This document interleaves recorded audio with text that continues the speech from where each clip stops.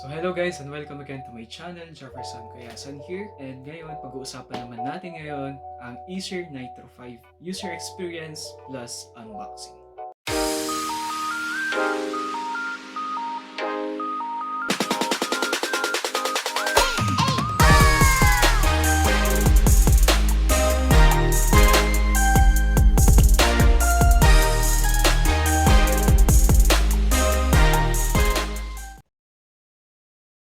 So disclaimer guys, ang aking video po na ito ay for educational purposes only and hindi po ito professional reviews like the other tech reviewers, but this is my first time doing these tech reviews and user experience review plus unboxing. Please bear with me guys, keep it watching.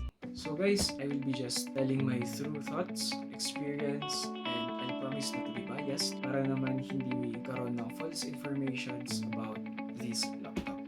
Let's start with the unboxing. So let's open the box. Nag-box ko na to dati, but binalik ko lang sa box para magawa natin yung kanyang unboxing. So ang box na ito, ACER Nitro 5 ay may dalawang box. So kanyang outer box and this is the inner box. And this is how it looks sa kanyang inner box. The Nitro 5 here and then ACER at saka itong design which is good na design.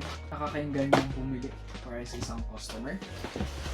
And then upon opening the box, unahin natin alisin ito. Okay. So in here, let's open. See kung anong makikita natin.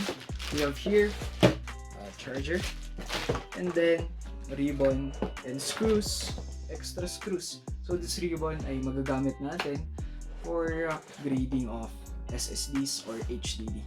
Balik natin ito. And then here, listen naman natin yung laptop mismo.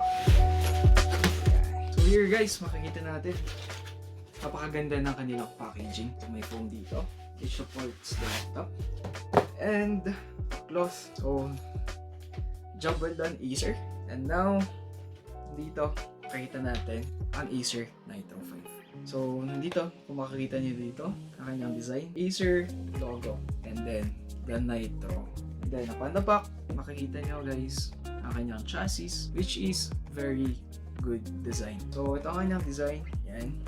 At saka dito sa likod, kanyang design, isang dito kanyang power port and then nandito isang port, USB port, and then HDMI, tsaka ito hindi ko alam kung ano yan. And then sa gilid naman sa left side ay meron siyang Ethernet port at saka dalawang USB ports and then ang audio port natin. So that's it for the unboxing. Yan. Guys, so nandito makikita natin pan opening the ACER Nitro 5. Unang bubungad sa atin talaga ay ang kanyang stickers, which is nakalagay dito Core i5 GeForce GTX. So, nandito naman ay yung kanyang mga slot. Nakalagay dito ay slots for HDD 2 times SSD plus 1 HDD. And then nakalagay naman dito ay narrow bezels, which is kung mapapansin naman talaga natin ay very narrow yung kanyang bezel. And then in here we can see killer Ethernet at E2600 Wi-Fi 6. So naka Wi-Fi 6 na to guys. And then ACER NitroSense with full boost and then HDMI port. And then in here ay ang kanyang gaming audio. Looking upon the keyboards, yan. This is how the keyboard looks. So may mga white accents din dito. Talagang pinoportray niya guys yung mga gaming because this is a gaming laptop. At saka nakalagay na dito, yung kanyang nakita natin dito ay yung Nitro. And then the ACER logo. At kung mapapansin nyo dito sa gilid naman ay nakalagay dito Full HD 144Hz na rin yung kanyang display. So ngayon naman guys, bakit nga ba ACER Nitro 5 ang aking pinili? So nung una guys, meron akong PC wherein binenta ko siya dahil nga ang purpose ko talaga ay portability, and then yung PC ko na rin kasi ay yung first gen pa lamang na Core i5 which is not capable now for applications like Adobe Premiere Pro na nagre-require na ngayon ng mga higher generation na processors. So bakit nga ba ako napunta sa ACER Nitro 5? So dati nagtanong ako sa isang kakilala kong mga IT, ang nirefer nila sa akin ay Dell laptops because of their durability and then reliability. But nung pumunta ako sa Dell store sa Baguio, ay wala akong nakita talagang Dell laptop na budget at the same time kayang i-produce ang need ko as a video editor. And then sinabi ko, why not check na lang ulit sa ibang stores.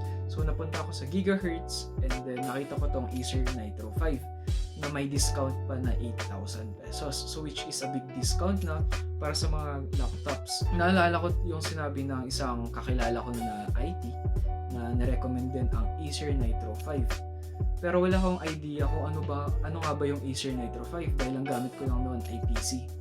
So, no, chinek ko to, nakita ko yung design, nakita ko yung specs, nakita ko yung price, ay napadesign na ako na ito na lang yung aking pipiliin. Hindi naman talaga ako nagsisi sa pagpili nito dahil isa din pala ito sa mga consumer's choice, which is ang daming nabenta talaga sa year na 2020 and 2021. So moving on naman. So ngayon naman guys, ay pag-usapan naman natin ngayon ang aking likes and dislikes as a user of an ACER Nitro 5. So talking about likes, ang una ko nagustuhan talaga sa ACER Nitro 5 yung kanyang specs. Talaga namang mamaw ang kanyang specs pagdating sa mga budget gaming laptops. Dati, hindi ko naman talaga gusto ang gaming laptops, pero nung pumunta talaga ako sa SM at nagtanong ako ay ang sinuggest talaga nila for video editing ay gaming laptops talaga dahil sa kanyang video RAM, which is the GPU. At ang GPU naman talaga nito ay hindi naman siya yung RTX series or mga matataas na GPU for rendering videos, pero yung GPU talaga nito ay may ko-compare natin sa isang Iris Xe na talagang mas higher naman yung kayang ibigay na performance in terms of rendering compared to an Iris Xe graphics only. Sa kanyang screen, we have here 144Hz and then design and then the RGB lightings on keyboard.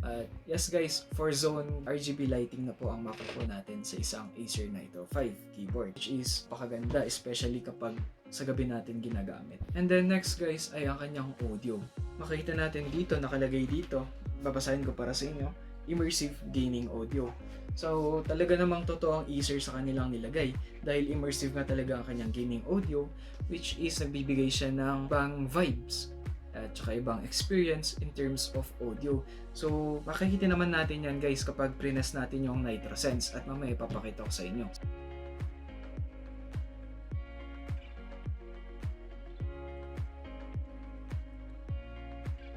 So finally, last na nagustuhan ko sa ACER Nitro 5 ay ang kanyang camera.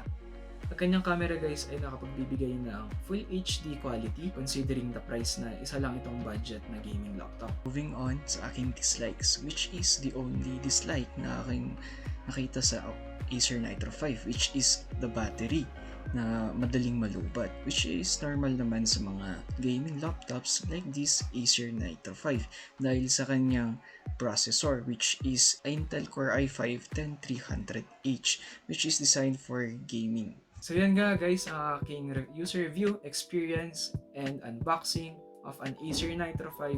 And if you like the video, please click the like button and subscribe button para naman ma-update kayo sa mga upcoming videos na aking ipopost. And thank you guys for your help, and then thank you guys for your love and support.